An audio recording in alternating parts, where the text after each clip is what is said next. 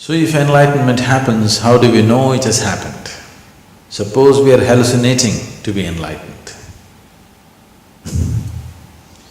If such a thing happens, it will be clearer than daylight. It's not something that you can miss.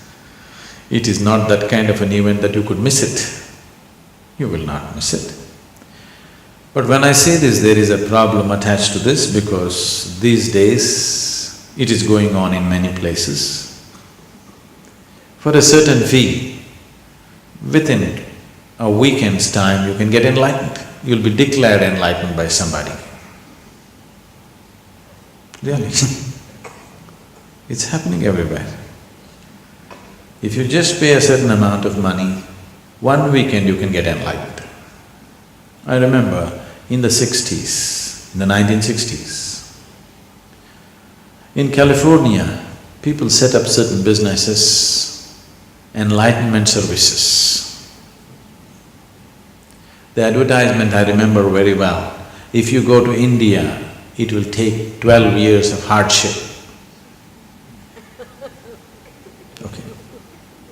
$50, 30 minutes, you can get enlightened.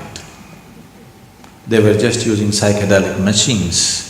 You put up certain visuals and certain sounds, it'll just blow your mind apart. Because of the sounds and the visuals, when you come out, you come in a daze. You feel like you have really gotten somewhere. This used to be the advertisement. $50, 30 minutes. If you go to India, 12 years of hardship. Here, it's California, quick, new technology. These 1960 machines, this old technology has now infiltrated into India. Some people have installed these machines and they are claiming within a weekend they can enlighten you.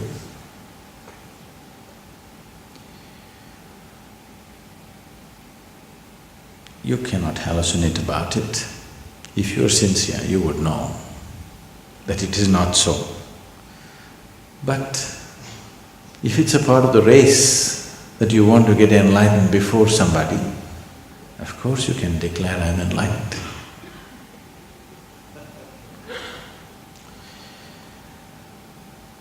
It is just that these kind of deceptions are not new on the planet. They've been happening for a long time. But now modern technology has come to aid them better, to give them an expanded sense of many things. Much experimentation was done during the 60s and 70s about these things. One is with the psychedelic machines, another is with psychedelic drugs. You take an LSD and people claim they're enlightened because they had an expanded sense. Just for a while, and then they came back. If they overdid it, then they lost everything, they cracked up in so many ways or even died. Many people mentally cracked up because of excessive use of psychedelic drugs. But for those few moments, they really felt enlightened, or at least they thought so. This is not something that you do. This is not something that you can do. It is just that if you cultivate the system, your body, mind, emotion and energy to its peak possibility, then an absolutely wonderful flower blossoms within you. Not something that you did, you just waited with the right kind of conditions and it happened. There's a very beautiful story in the yogic lore. On a certain day, 4 men were walking in the forest. These 4 men were walking in the forest. One is a Gnana yogi, another is a Bhakti yogi, another is a Karma yogi, and the last one is a Kriya yogi.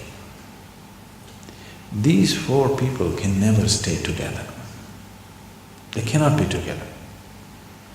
Because a Gnana Yogi means yoga of intelligence.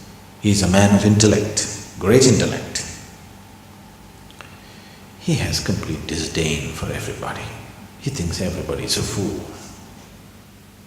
Especially these bhakti yogis who are doing Ram Ram or whatever, in his mind they look like utter idiots.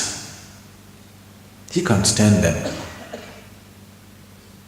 Isn't it? Do you think?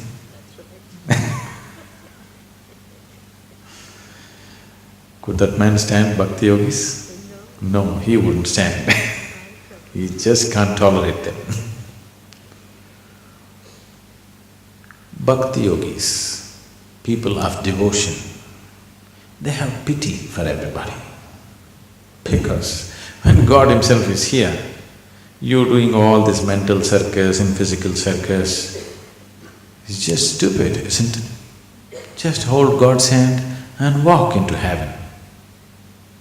So bhakti yogis have pity for everybody, for all the foolishness that they're doing. Karma yogis think all these other people are just lazy people. Because if you want something to happen, you have to do it. Because they're lazy and unwilling to do what they need to do, they have invented all these other yogas. Because in the world, if anything has to happen, you must do it, right? Action. These are yoga of action, karma. Kriya yogis have utter disdain for everybody because after all, the whole existence is energy. Unless you transform the energy, how will anything change? Where is the possibility? So, these four people can never be together. But today they were walking together. Suddenly a thunderstorm broke loose, a rainstorm, rain started lashing from every side. They started running, looking for shelter. The bhakti yogi said, "There is an ancient temple in this direction, let's go there for shelter." He always knows the geography of temples. He won't miss a single temple. So they all trusted him and ran in the direction. Then they found an ancient temple where the walls had collapsed long ago. Just a few columns and a roof was there. And in the center, there was a deity, God's image. They ran into this place, not because they were seeking God, not in any kind of love for God, just to escape the rain. They ran in. And then they stood there for a while. Then they found the rain started lashing from every direction. Wherever they stood or sat, the rain was getting at them.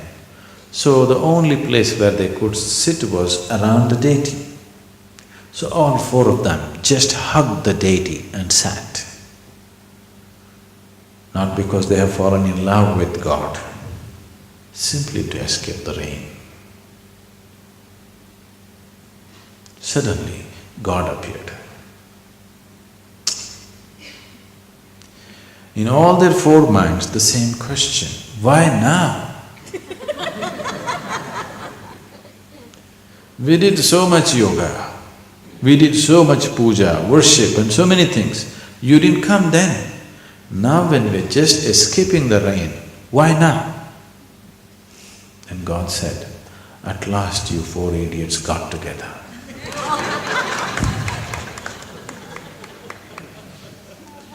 Without these four things getting together within you, your head, your heart, your hands and your energy, unless it all falls into place, unless all of it reaches its peak, it will not happen.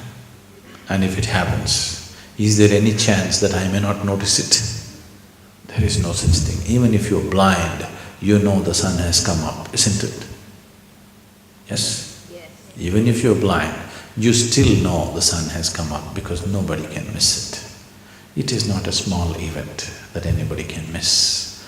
You may not know whether you're born or not born, but if you get enlightened, you will know. It's much bigger than that.